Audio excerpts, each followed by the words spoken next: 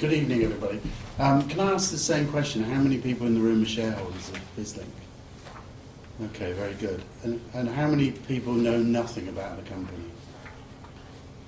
Okay, very good. So why don't I start off by describing what we do as a group, and then we'll get into, I'm going to try and do this in 15 minutes to allow more questions.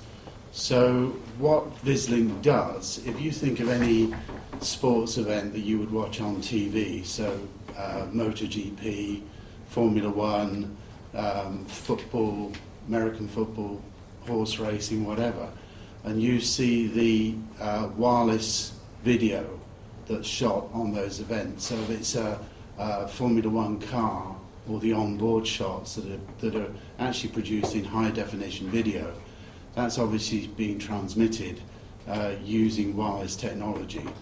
And that's essentially what is the roots of the company. That's what Vislink have done. And in some instances, they've actually been in this technology for the last 50 years. So there's a big heritage as far as the company is concerned.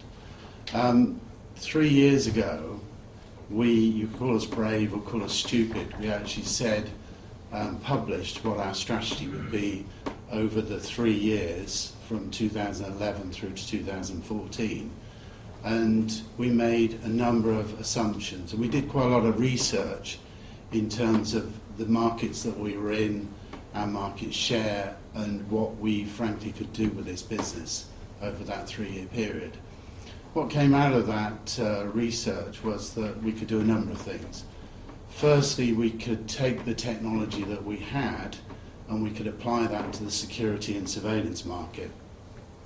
So if you think of a sports event, if you take something like MotoGP, at those events you've actually got cameras on the motorbikes themselves. You've also got flying over the riders, you've got a helicopter, and both are capturing video, so on the bike and also from the helicopter. And that has to be produced and mixed with fixed cameras that are around the track within one frame of video, so that you see a seamless production when you watch it on TV. You have the same application if you've seen, for example, the Met Police with their helicopters flying over London and they're hovering over an event. They're deploying Vislink technology. So in that helicopter there is a very high capacity camera that's actually recording the event that's going on the ground and transmitting that wirelessly back to a command and control centre, or equally transmitting that down to the ground to a policeman that's got a device, a iPad for want of a better term, that's seeing what's being recorded from the helicopter. And those helicopters can be up to 2 miles away from the event, and actually recognising that the guy in our audience with the red jumper is somebody that they want. They do facial recognition, and they'll actually transmit that to the police that are on the ground so that they can arrest that individual. So we've used that technology and actually expanded our business. And what we said 3 years ago was that we would get to 25% of our business coming from those sort of applications. We also said we would turn the loss in our business, which at the end of 2010, which was when I joined the company, we had a £43 million loss, a £43 million turnover and an 8.3 million loss pounds. And we said that we would turn that to an 8 million profit in 3 years. So this week we announced our results, and we announced that we'd made 7.2 million of profit. We generated more than 8 million of cash from that profit. We had indeed got 25% of our business coming from the security and surveillance market. We also said 3 years ago that we would get recurring revenues in our business, because our business can be quite lumpy and depends to a certain degree, particularly in the broadcast area, on what's going on in terms of major events around the world. So in March of last year we acquired a software business called Pebble Beach, which takes basically the video that is collected from our wireless devices. When that video goes into a studio, Pebble Beach manages that content, adds the advertising, times the advertising, and helps to automate that whole process as it goes through the television studio and then is produced and then sent out to your TV. So we describe our business now as from scene, which is the device on the motorbike, to screen, so back to your TV. And that's essentially what we do. Pebble Beach, we acquired in March of last year, so we had 9 months worth of trading, and in those 9 months it contributed to about a third of our profit, so it made £3.3 million profit on 8.3 million of sales, and in cash terms we paid £7 million for that business, with the owners of the business acquiring £2 million worth of shares in Vislink at the time of the acquisition. So it was 9 million in cash terms. There was cash on the balance sheet. We actually paid headline just under 15, but there was a lot of cash on the balance sheet, which was obviously deployed in our business. So that's, in a nutshell, what we've done.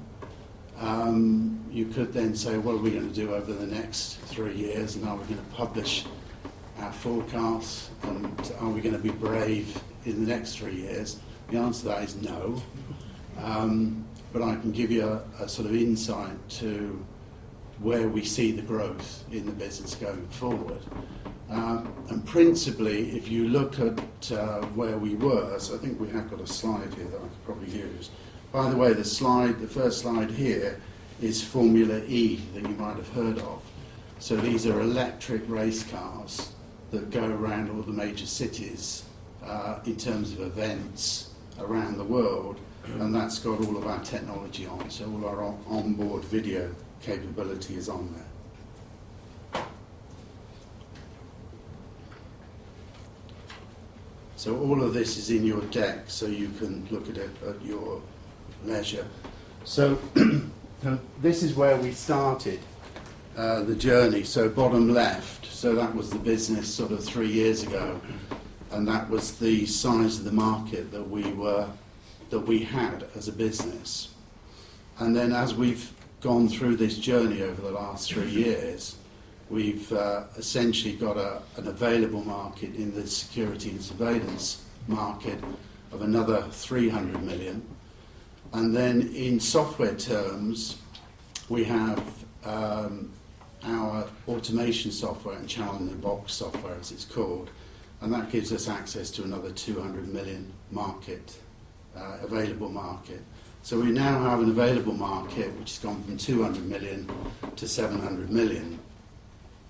And the more we do in the top right of that business going forward, both in terms of how we grow Pebble Beach organically, but also how we make acquisitions, and we've got a track record, I think, that speaks for itself in terms of the acquisitions that we've made.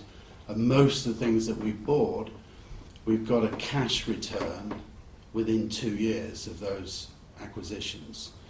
And top right, you start to get 80% margins, gross margins, as far as the business is concerned, and a normative profit contribution from top right is between 20 and 25%, as opposed to bottom left, where you've got gross margins of about 50% and probably a profit contribution of around 10%.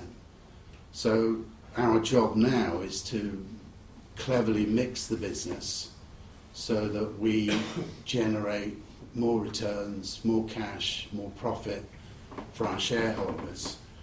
And I think because of that confidence, when we announced our results this week, we announced a 20% increase in dividends, and we also announced that we would have a progressive dividend policy going forward, because the confidence that we've now got in the group in terms of the cash generation from the group.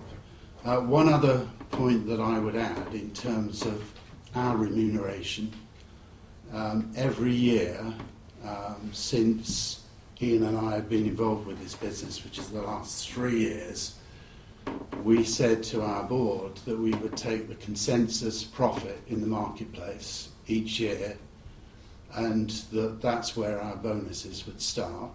So if we didn't get to consensus profit in the year, we wouldn't take a bonus and we wouldn't earn a bonus. But any bonus that we earned after tax, we would use all of it to buy shares in the company. And we will continue to do that for the time that we're in this business.